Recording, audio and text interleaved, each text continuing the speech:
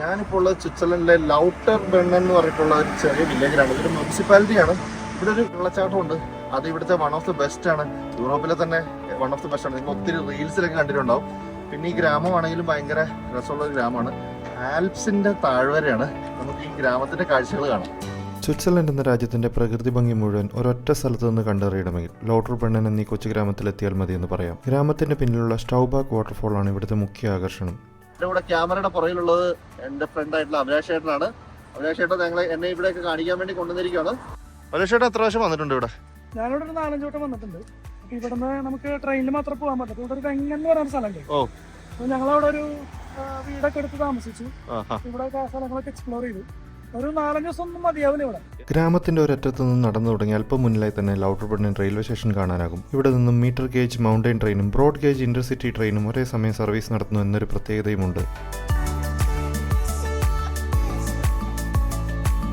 Swiss റെയിൽവേയുടെ കൺസ്ട്രക്ഷനും ഓപ്പറേഷനും 19ാം നൂറ്റാണ്ടിലാണ് ആരംഭിക്കുന്നത്.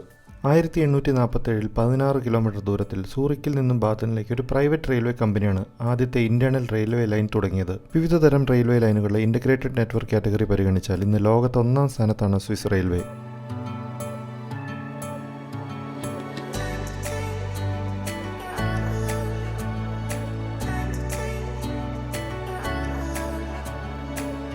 ബസ്, കേബിൾ കാർ, ട്രെയിൻ തുടങ്ങിയ പബ്ലിക് ട്രാൻസ്പോർട്ടേഷനുകളാൽ വെൽ കണക്റ്റഡ് ആയിട്ടുള്ള ഒരു ഗ്രാമമാണ് ലോട്ടർ ബെണ്ണൻ. ഹെലികോപ്റ്റർ സർവീസും ഇവിടെയുണ്ട്. റെയിൽവേ സ്റ്റേഷൻ മുന്നിലായി തന്നെ കേബിൾ കാർ സ്റ്റേഷനും കാണാനാകും. മ്യൂറൻ എന്ന സ്ഥലത്തേക്കാണ് ഇവിടെ നിന്നും കേബിൾ കാർ സർവീസ് ഉള്ളത്. ഏറ്റവും ഭംഗിയുള്ള പ്രകൃതി കാഴ്ചകൾ കണ്ട് പർവ്വതങ്ങളുടെ മുകളിലേക്ക് കേബിൾ കാറിലുള്ള യാത്ര സ്വിറ്റ്സർലൻഡിലെ ഒരു പ്രധാന ടൂറിസ്റ്റ് അട്രാക്ഷനാണ്. 1908 കേബിൾ കാർ സർവീസുകൾ സ്വിറ്റ്സർലൻഡിൽ ആരംഭിക്കുന്നത്. നിരവധി പർവ്വതങ്ങളിലേക്ക് ഇന്ന് കേബിൾ കാർ സൗകര്യം സന്ദർശകർക്ക് ലഭ്യമാണ്. സ്വിറ്റ്സർലൻഡിലെ മാറ്റർഹോൺ ആണ് കേബിൾ കാർ സർവീസുള്ള യൂറോപ്യൻ ഭൂഖണ്ഡത്തിലെ ഏറ്റവും ഉയരം കൂടിയ കൊടുമുടി.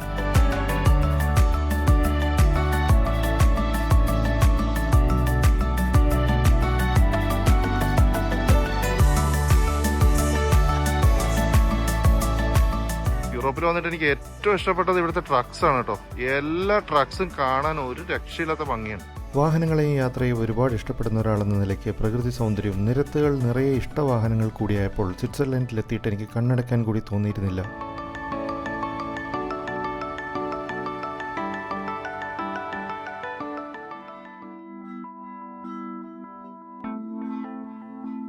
സ്വിസ്സുകാർ മാക്സിമം പബ്ലിക് ട്രാൻസ്പോർട്ട് യൂസ് ചെയ്യണമെന്നാണ് പറയുന്നത്. മോസ്റ്റ്ലി ഇപ്പോൾ യൂറോപ്പ് മൊത്തം തന്നെയാണെങ്കിലും ഇലക്ട്രിക് കാർസിലോട്ട് ചേഞ്ച് ചെയ്തുകൊണ്ടിരിക്കുകയാണ്. ബസ്സുകളൊക്കെ തന്നെയാണെങ്കിലും ഇലക്ട്രിക് ബസ്സുകളായി മാറി തുടങ്ങിയിട്ടുണ്ട്. 9 കാറിന് ഈക്വലൻ്റ് ആണ് ഈ ബസ് എന്നാണ് പറയുന്നത്. അത്രയും പൊല്യൂഷൻ കുറയ്ക്കാം എന്നാണ് ഇവർ ഉദ്ദേശിക്കുന്നത്.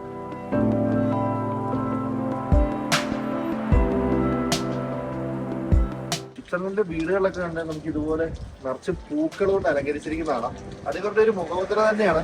സ്വിറ്റ്സർലൻഡിന്റെ ആൽപൈൻ പ്രദേശങ്ങളിൽ കണ്ടുവരുന്ന മരം കൊണ്ട് നിർമ്മിച്ച പരമ്പരാഗത വീടുകളാണ് ഷാലെ. ആദ്യകാലങ്ങളിൽ കന്നുകാലികളെ മേയ്ക്കാൻ പോകുന്നവരുടെ താൽക്കാലിക വസതിയായാണ് ഇത് നിർമ്മിച്ചിരുന്നെങ്കിലും ഇന്നിത് സ്വിറ്റ്സർലൻഡിന്റെ ആർക്കിടെക്ചറിന്റെ പ്രതീകമായി മാറിയിട്ടുണ്ട്. ഈ ഭവനങ്ങൾ തണുപ്പിൽ നിന്നും മഞ്ഞിൽ നിന്നും മികച്ച സംരക്ഷണം നൽകുന്നു. സ്വിറ്റ്സർലൻഡിന്റെ ദേശീയ പുഷ്പം എദിൽവൈസ് ആണെങ്കിലും ഷാലകളിൽ അലങ്കാരത്തിനായി കൂടുതലും ഉപയോഗിച്ച് കണ്ടത് ജെറേനിയം, ബെഗോണിയ, പെറ്റൂണിയ തുടങ്ങിയ പുഷ്പങ്ങളാണ്. പല സ്ഥലങ്ങളിലും പബ്ലിക് പ്ലേസസിൽ ഇതുപോലെ വെള്ളം കുടിക്കാനായിട്ട് വെച്ചിട്ടുണ്ടാവും. വെള്ളത്തിന്റെ കാര്യം ഇവിടെ ചിന്തിക്കേണ്ട. നല്ല മിനറൽസ് ഒക്കെ ഉള്ള നല്ല കിടിലൻ വെള്ളമാണ്. ഗ്ലേസർ ഉരുകി വരുന്ന വെള്ളമാണ്. അത്രയും പ്യൂർ വാട്ടറാണ്. നമുക്ക് നേരിട്ട് കുടിക്കാം.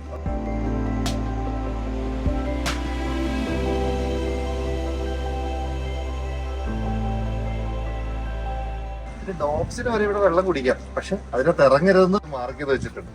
ഇവിടെ ഡോഗ്സിന് ഭയങ്കര പരിഗണന ലഭിക്കുന്നത്. മനുഷ്യനേക്കാളും നന്ദിയുള്ള ജീവി എന്നാണല്ലോ പറയുന്നത്. അതുകൊണ്ട് ശരിക്കും പരിഗണിക്കപ്പെടേണ്ടത് തന്നെയാണ്. റോഡിന് ഇരുവശത്തുമായി ധാരാളം കഫേകളും സുവനീർ ഷോപ്പുകളും ഹോട്ടലുകളും കാണാം. ഇതുകൂടാതെ Swiss chocolate, cheese, sports wear, cycle rental ഷോപ്പുകളും ഇവിടെയുണ്ട്. കൂപ്പ് എന്ന് പറഞ്ഞൊരു സൂപ്പർ മാർക്കറ്റാണ്. നിങ്ങൾ ന്യൂയോർക്ക് നഗരം എന്ന് പറഞ്ഞ നമ്മുടെ സോങ് ഇല്ലേ, എ ആർ റഹ്മാൻ സോങ്, അതിൻ്റെ അകത്ത് കാണിക്കുന്ന സൂപ്പർ മാർക്കറ്റാണ്. കാര്യം ന്യൂയോർക്ക് നഗരം എന്നൊക്കെ പറഞ്ഞാലും അത് ഷൂട്ട് ചെയ്തിരിക്കുന്ന മൊത്തം ഇവിടെ അല്ലേ, ലുക്സറിലല്ലേ, ലുക്സറിലാണ്. ഇവിടുത്തെ ഒരു ഫ്യൂൽ പമ്പാണ്. വളരെ ചെറിയ സെറ്റപ്പിലുള്ള പമ്പാണ്. ഒത്തിരി സ്ഥലമൊന്നുമില്ല, ഒരു വണ്ടി ഇടാൻ പറ്റത്തുള്ളൂ. ആളുകളൊന്നുമില്ല. കാർഡ് ഇടുക, ഫ്യൂൽ അടിക്കുക. സ്വിറ്റ്സർലൻഡിൽ പെട്രോളിന് കേരളത്തേക്കാൾ 55%, ഡീസലിന് ഏകദേശം 90%-നടുത്തും വില കൂടുതലുള്ളതായി കാണാൻ കഴിഞ്ഞു.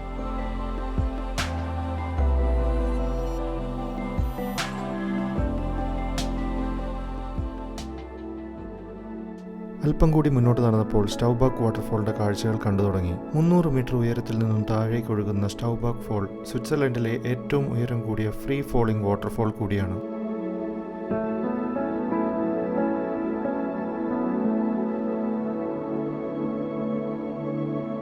ലൗട്ടർബ്രണ്ണൻ എന്നാൽ ലൗഡ് സ്പ്രിങ്സ് എന്നാണ് അർത്ഥം. ഈ ഗ്രാമപ്രദേശത്തിന് ചുറ്റുമുള്ള 72ഓളം വെള്ളച്ചാട്ടങ്ങളാണ് ഈ പേരിന് കാരണം. വാലി ഓഫ് ലൗഡ് വാട്ടർഫോൾസ് എന്നും ഈ ഗ്രാമം അറിയപ്പെടുന്നു.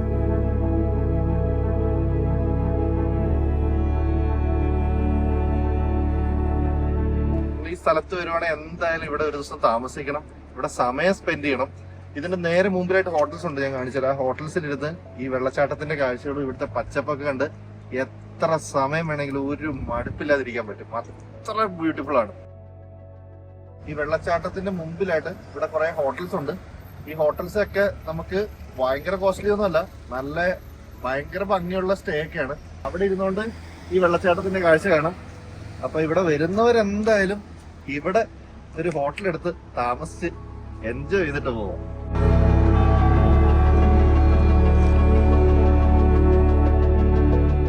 ഗ്രാമത്തിന്റെ അവസാന ഭാഗത്ത് 1487 ആണ്ടിൽ പണിത ഒരു പള്ളി കാണാം. സൂര്യപ്രകാശം കൊണ്ട് സമയം മനസ്സിലാക്കാനാകുന്ന ക്ലോക്കും പുരാതനമായ പള്ളിമണിയും ഇവിടുത്തെ പ്രത്യേകതകളാണ്.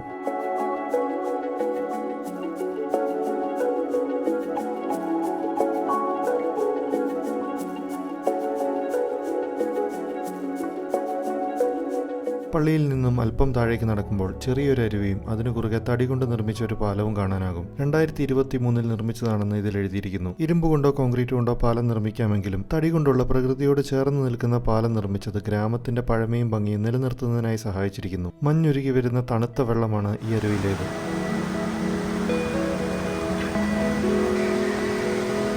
ഇന്ത്യൻ സിനിമയുടെ സ്വപ്നഭൂമിയാണ് സ്വിറ്റ്സർലൻഡ്. ഒരുപാട് ഹിന്ദി, തമിഴ്, തെലുങ്ക് ചിത്രങ്ങളുടെ ഗാനരംഗങ്ങൾ ചിത്രീകരിച്ചിരിക്കുന്നത് ഇവിടെയാണ്.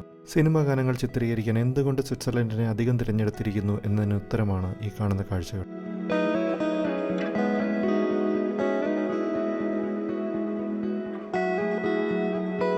ഇവിടുത്തെ കഫേയിൽ നിന്നും ഒരു സ്പെഷ്യൽ കോക്ടെയിൽ പരീക്ഷിക്കാമെന്ന് തീരുമാനിച്ചു. അപ്രോൾ സ്പിരിറ്റ്സ് എന്നാണ് ഇതിന്റെ പേര്.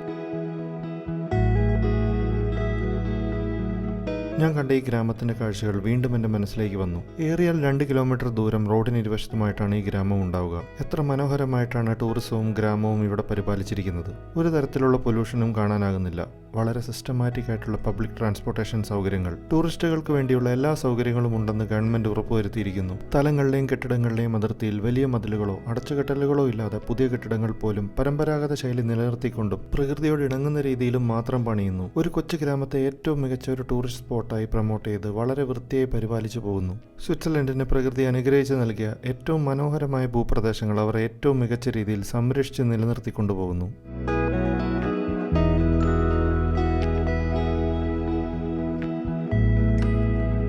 ഇവിടുത്തെ കാഴ്ചകൾ കാണാൻ ഒരു ദിവസം മതിയാവില്ല എന്ന് മനസ്സിലാക്കി വീണ്ടും വരുമെന്ന് ഉറപ്പിച്ച് ലൗട്ടർബ്രണ്ണൻ താഴ്വരയോട് ഞങ്ങളുടെ യാത്ര പറഞ്ഞു.